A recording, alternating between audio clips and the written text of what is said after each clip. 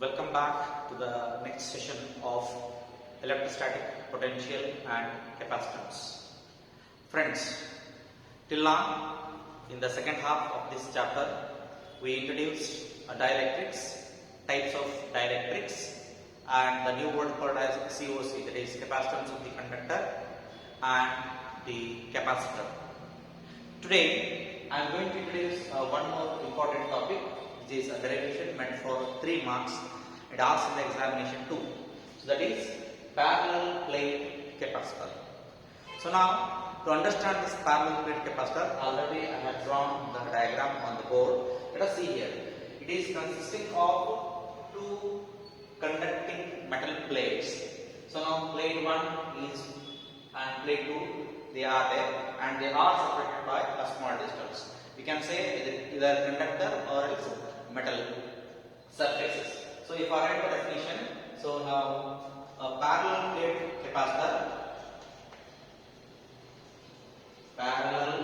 plate capacitor, consisting of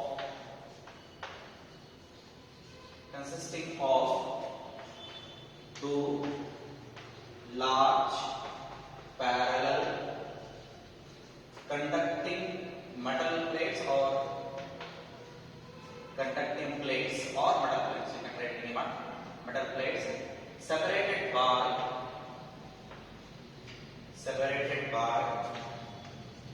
a small distance. Separated by a small distance. This is the definition of the parallel plate capacitor. After this, here I had considered, as I said, it is in the definition, the parallel plate capacitor consisting of 2 large parallel conducting plates separated by a small distance. Now, let's go for the specification, that is symbolizing the definition. So, if I symbolize the definition, it goes like this. Let A be the area of 2 plates. That means the plate 1 and plate 2 have same area. But if I write that, let A be the area of both the plates. Please take care. The size of plate 1 should be equal to the size of plate 2. So now let A be the area of the both the plates. Then D be the distance.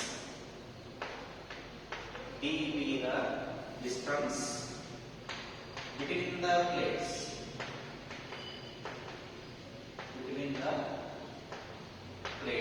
Look at this. I am showing the distance between the 2 plates. This is the D. D be the distance between the 2 plates. Then, after this, if you look at the diagram, plate 1 acquired positive charge and plate 2 acquired negative charge. So that I have to write. Let plus Q and minus Q be the charges on plate 1 and 2 respectively. That I have to write very properly, respectively. Second, next point is, so once if I consider these are the plates, then I have to recall chapter number 1, that continuous charge distribution. In that continuous charge distribution, I explain the linear charge density, surface charge density and volume charge density. Here, since it is a metal surface, I have to consider surface charge density, that is sigma. Then let plus sigma and minus sigma be the surface charge densities.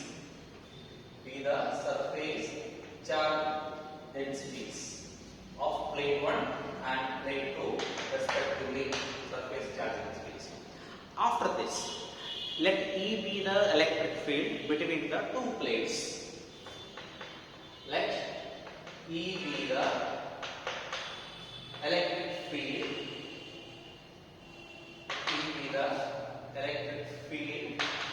between the plates. we have to write while describing the parallel plate capacitor. One is definition, second one is that is the dimensions. We are explaining size and shape. That is A be the area of the both the plates, B be the distance between the two plates. Let plus Q and minus Q be the charges on plate 1 and 2 respectively. Let plus sigma and minus sigma be the surface charge densities, and let E be the electric field between the two plates. Look at this, friends. As I said in the previous class, the electric field always from plate 1 to plate 2. That is, already we know the property of electric field lines. That is, if source charge is positive, electric field lines are radially outward. So, radial outward, radially inward. Hence, this will be the direction of electric field. This is the direction of the electric field. Now, first and foremost, I have to calculate the electric field. Afterwards, I have to calculate the potential difference between the two plates. Then, I have to go with the capacitance. How to calculate the capacitance of the capacitor? That I have to calculate step by step. Before considering, before calculating, before determining the electric field, certain things I have to consider. What are those things? Suppose if I consider the dimension of these two plates, that means size and shape of the conductor, the distance between them is very small. Hence, I can consider them as a linear dimension objects.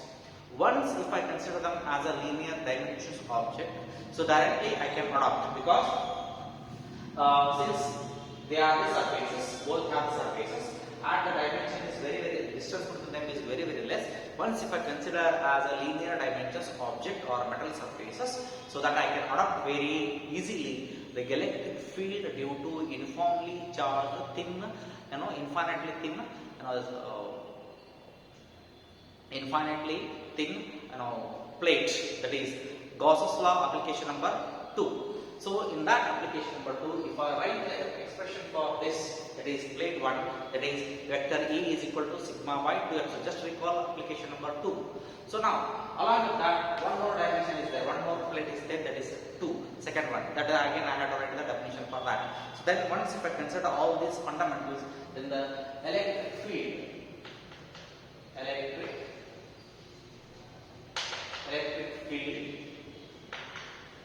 between the plates is vector E is equal to sigma by 2 epsilon naught. This is belongs to plate 1 plus sigma by 2 epsilon naught, that is equal to sigma by epsilon naught, that is equal to Q by A or epsilon naught A. You may surprise with this thing, because we know this from the chapter 1. We know that linear surface charge density. Surface charge density sigma is equal to Q by A. Just as Q by A, then I will get the answer. This equation, Q by epsilon naught into A. Then look at this. If you look at the diagram, from here to here, that means ignoring the edges of the blades, the electric field is uniform between the two plates.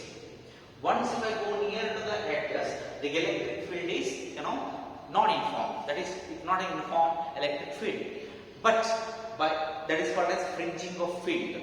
The edges, why we ignore the fringing of field at the edges of the parallel plate. That is a higher concept, and that will be there for NEET examination as well as CET. So, but time being is not there in the syllabus, just I am ignoring. But actually the concept is ignoring the fringing of field. Fringing of field means at the edges of the parallel plate capacitor, the electric field is not uniform. But by considering the linear dimensions of the object, we can say that, we can assume that the electric field is uniform. So once if I consider the electric field uniform, then the electric field equation is given by E is equal to Q by epsilon naught A is the equation number 1. Then if I consider the next concept, that is what is the relation between electric field and electric potential. Just recall the same chapter 2 in this, the relation between electric field and electric potential.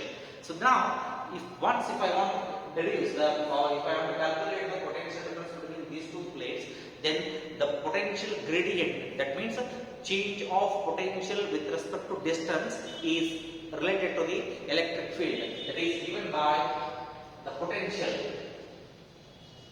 You can write potential gradient or just you can write the potential between the plates. Potential between the plates is given by E is equal to V by D. You may surprise this equation too. What is E equal to V by 2? V by D. Just recall again the relation between electric field and electric potential. We arrived at this equation. E is equal to minus dV by dr. So now time being I am taking this term because I am taking the positive potential in the increasing order. So once you get become dV by dr.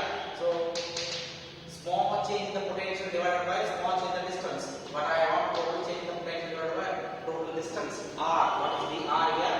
So I can take D or I can take L. Choice is yours.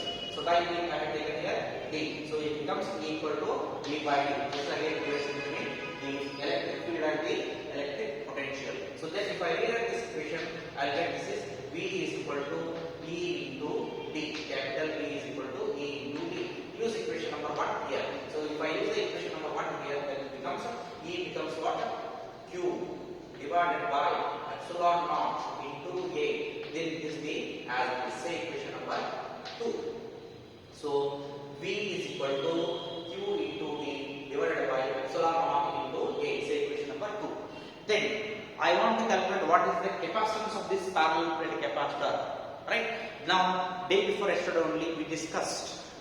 That means in the previous video we discussed the relation between the capacitance and the potential, that is Q equal to CV. Then the capacitance of the parallel plate capacitor, the capacitance of the parallel plate capacitor, the capacitance of the parallel plate capacitor is C is equal to Q by V or Q equal to CV. You can write in any manner. So C is equal to Q by V. So I will write Q as it is divided by. I am using equation number 2 here. V. So V is here. Just bring this V here. Then it becomes Q into V divided by epsilon naught into A. So Q get cancelled. Finally, the denominator of denominator becomes numerator, then it becomes epsilon naught A divided by D. So if I write the capacitance of the parallel plate capacitor, so C is equal to epsilon naught A divided by D. So this is the final expression for the parallel plate capacitor, capacitance of the parallel plate capacitor. C is equal to epsilon A divided by D. Friends, this is meant for 3 marks and very important derivation too in this chapter, and we will face so much numericals in the competitive examination based on this equation, that is C is equal to epsilon naught A divided by D. So now once if I take a word view on this derivation, very simple. Consider a parallel plate capacitor, draw this diagram right side, then write the definition. The parallel plate capacitor consisting of 2 large parallel conducting plates separated by a small distance. Then let A be the area of both the plates, D be the distance between the 2 plates. Then we have to explain the charge acquired by plate 1, plate 2, surface charge density of plate 1 and plate 2, and the electric field between them. Then soon after calculating, we have to describe by ignoring the fringing of the field or by ignoring the effect of the edges of the electric field. Then there are this equation will get A equal to sigma by epsilon naught plus sigma by 2 epsilon naught. This is because by considering the linear dimensions, we can consider each plate as a uniformly charged thin metal sphere or metal plate or metal sheet. So once we consider metal sheet, then it becomes 2 equations of 2 plates. Then substitute, we get the sigma by epsilon naught. Again recall the definition of linear charge density or surface charge density. Sigma is equal to Q by A. Substitute here, we get Q by epsilon naught A. Then the potential between the 2 plates is again relation between the electric field and the electric potential. It is called as potential changing with respect to the gradient. So E equal to V by D. Then just rewrite this equation, we get V equal to E. Substitute here, we get Q into V divided by epsilon A. Afterwards, the capacitance of the parallel plate capacitor is given by C is equal to Q by V or Q equal to C. We had explained in the previous class. So C equal to Q by V. Substitute, we get epsilon A divided by D. So C is equal to epsilon naught A divided by d is the very important expression which will be very much useful in the next session or next classes. Thank you.